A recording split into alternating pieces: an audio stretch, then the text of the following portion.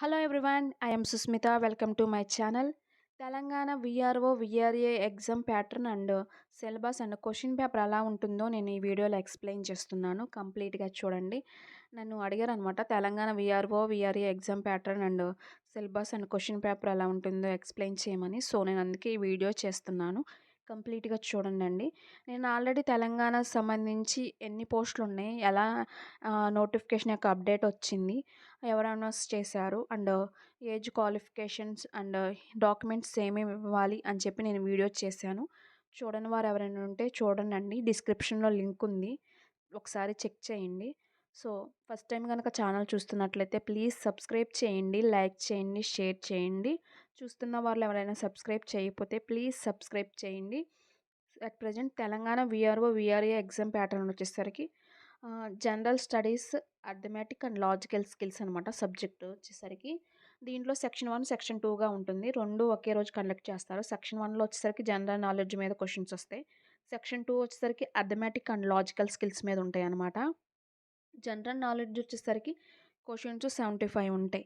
Each question 1 mark కింద మనకి 75 మార్క్స్కి ఉంటుంది. అర్థమెటిక్ అండ్ లాజికల్ స్కిల్స్లో వచ్చేసరికి 75 క్వశ్చన్స్. ఈచ్ క్వశ్చన్ 1 మార్క్ కింద 75 మార్క్స్. టోటల్ 150 క్వశ్చన్స్ 150 మార్క్స్కి. టైం వచ్చేసరికి 150 అనమాట. సో వీటి మీద ఉంటాయి అనమాట క్వశ్చన్స్ అనేవి.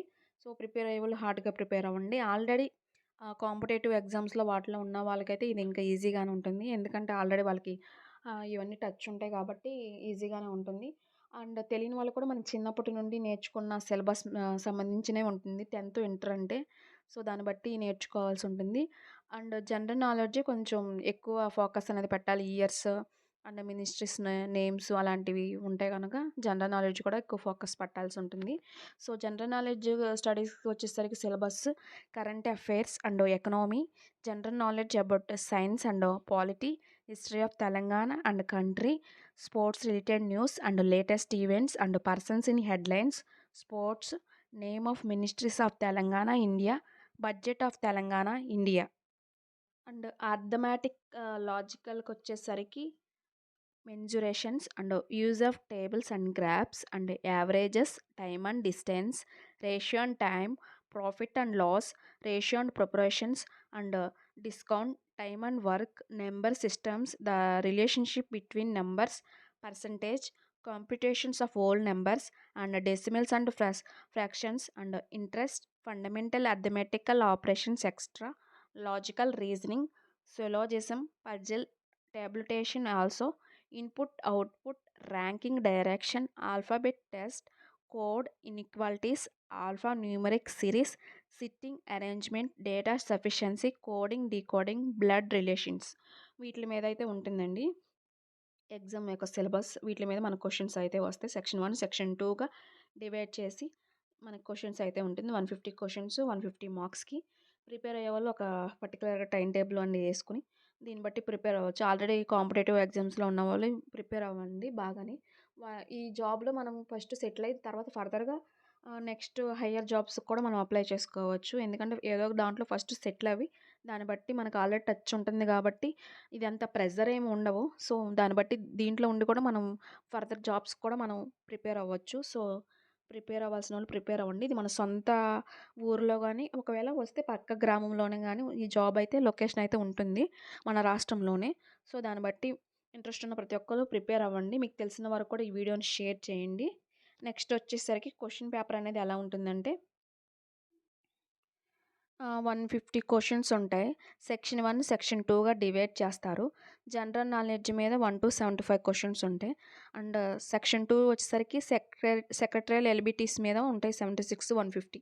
అంటే రీజనింగ్ అదే నాలెడ్జ్ అలా ఉండే కదండి, అర్థమెటిక్ వాటి మీద ఉంటాయి అన్నమాట 76-150 క్వశ్చన్స్. దీనికి వచ్చేసరికి బ్లూ ఆర్ బ్లాక్ పెన్ మాత్రమే యూస్ చేయాలి, బబ్లింగ్ అనమాట. సో ఇదనమాట ఇన్స్ట్రక్షన్స్ ఇలా ఉంటాయి. నెక్స్ట్ దీనికి వచ్చేసరికి బబ్లింగ్ అనేది ఇలా చేయాలని చెప్పేసి వాళ్ళు ఇక్కడ ఇచ్చారనమాట. ఊరికి ఒక క్వశ్చన్ అనేది చూద్దాం. Exam in the following statements. ఒక క్వశ్చన్ అనేది ఇంగ్లీష్లో ఉండి తర్వాత తెలుగులో కూడా మనకుంటుంది. So exam in the following statements options ఇస్తారు. ఆప్షన్ ఏ వచ్చేసరికి TB Radhakrishnan was sworn in as the chief justice of high court of judicature at Hyderabad on 7th July 2018.